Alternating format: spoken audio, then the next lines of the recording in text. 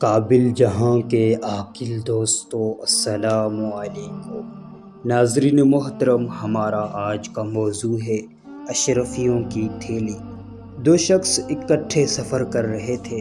چلتے ہوئے راستے میں ان میں سے ایک نے ایک اشرفیوں کی تھیلی راستے میں پڑی ہوئی پائی۔ وہ تھیلی کو اٹھا کر اپنے ساتھی سے کہنے لگا، دیکھو بھائی، میں نے یہ تھیلی پائی ہے۔ دوسرا بولا، یہ تم نے کیا کہا کہ میں نے پائی؟ یوں کہو کہ ہم نے پائی، اس واسطے کہ ہم دونوں ساتھ ہیں، یہ ہم دونوں کا حق ہے۔ پہلے نے کہا، میں یہ بات کیوں کہوں جبکہ تھیلی ملی مجھی کو ہے۔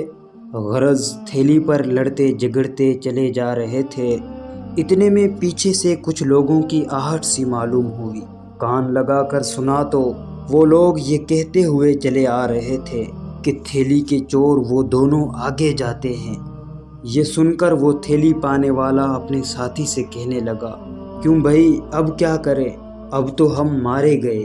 دوسرا بولا، یہ تم نے کیا کہا کہ ہم مارے گئے؟ یوں کہو کہ میں مارا گیا۔ جب تو نے تھیلی پانے میں مجھ کو شریک نہیں کیا تو اب آفت میں بھی میں تمہارا شریک نہیں ہوں۔ دوستو، معلوم ہوا کہ جو لوگ فائدے میں کسی دوسرے کو شریک نہیں کرتے، مصیبت میں بھی ان کا کوئی شریک نہیں ہوتا۔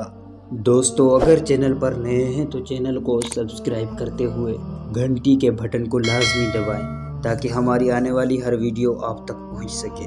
فرقان علی کو دیں اجازت، اللہ نگہبان۔